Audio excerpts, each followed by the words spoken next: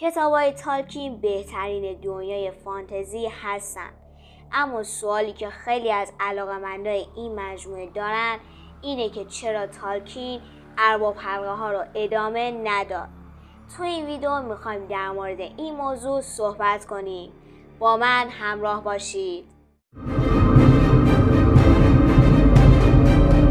در حالی که سریال ارباب حلقه ها حلقه‌های قدرت از آمازون پرایم به دوران عصر دوم ارباب حلقه ها میپردازه، هر دو سگانه پیتر جکسون در عصر سوم جریان دارند. از فیلم هابیت، سفری غیر منتظره تا ارباب حلقه ها، بازگشت پادشاه، این آثار بیننده ها رو تا آخرین روزهای عصر سوم همراهی میکنند. تالکین در حال برنامه ریزی برای نوشتن دنباله‌ای در عصر چهارم با عنوان سایه جدید بود، اما تالکین هوشمندانه این کار رو انجام نداد.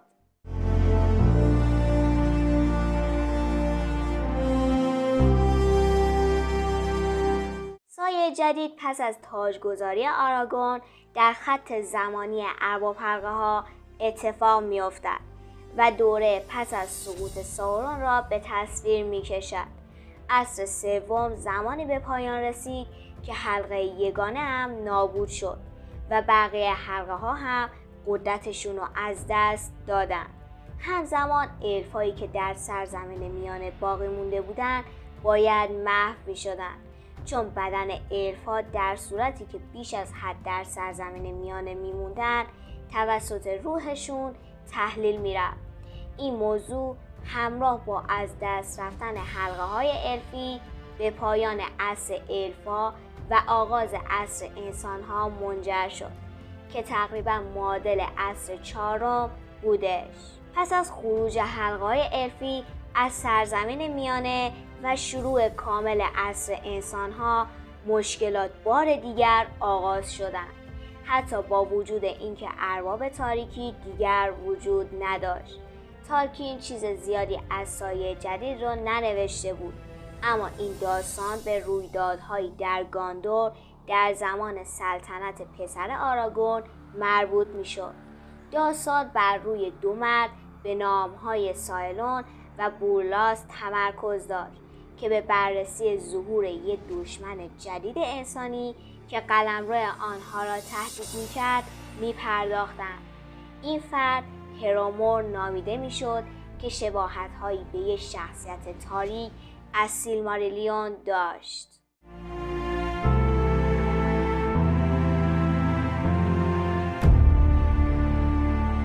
ارباب حلقه ها تو سبک خودش بهترینه، دنیایی منحصر به فرد.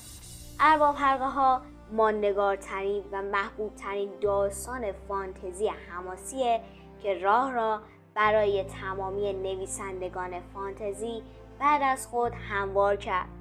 این اثر فانتزی کلاسیک را در بستری از شوالیه‌های قرون وسطایی و جنگجویان باستانی تعریف می‌کند که تحت تاثیر حماسه‌های وایکینگی شکل گرفته‌اند. تالکین که پژوهشگری در حوزه انگلیسی کهن بود، این تاثیرات را به عنوان پایه و اساس فانتزی مدرن در نظر گرفت. اما اگر تالکین سایه جدید را تکمیل و منتشر کرده بود، احتمالاً اثری مشابه بازی تاج و تخت میشد. این داستان به جای پرداختن به درگیری‌های میانگونه‌های مختلف فانتزی بر روی کشمکش‌های میان انسان‌ها متمرکز بود. در نتیجه اصول ارباب حلقه ها در سایه جدید تغییر میکرد.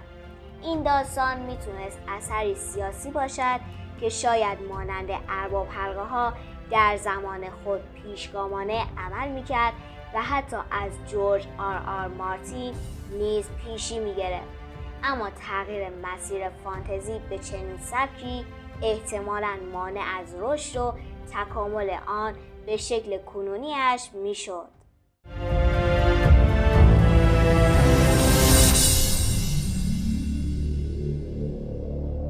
آنچه ارباب حلقه ها را منحصر به فرد، ماندگار و قدرتمند کرد، اخلالگرایی بود.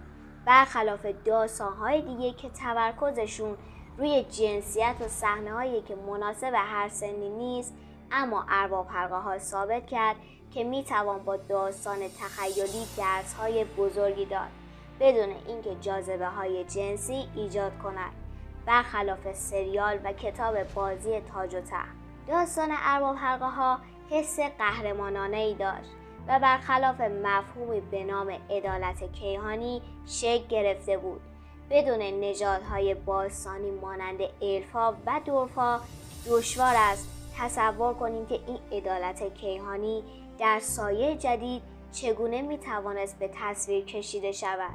الفا در ارباب حلقه‌ها ارتباط میان هابیت‌های اصلی داستان و جهان نخستین را فراهم می‌کردند، جهانی که توسط خدای سرزمین میانه خلق شده و تحت نظارت نیمه خدایان یعنی والار اداره میشد. الف‌های باستانی مانند الرون و گالادریل بودند که دانش دوران‌های قبل از هابیت و انسان‌ها و همچنین آگاهی از قدرتی برتر از شر را در اختیار داشتند. با حذف این پیوند از سرزمین میانه ممکن بود زیبایی و امید داستان در تاریکی گم شود.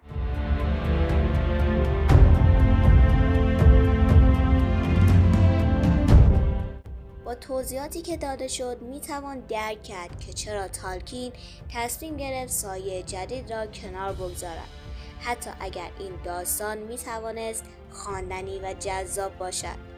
ارباب حلقه‌ها پیامی را منتقل کرد که تالکین تمام عمر خود را صرف بیان آن کرده بود، یعنی قدرت واقعی در ایثار و از خودگذشتگی است، نه خودخواهی. ادامه دادن مسیر تاریک در اثر بعدیش می توانست داستانی را آغاز کند که شاید تالکین زمان کافی برای جمع‌بندی آن نداشت.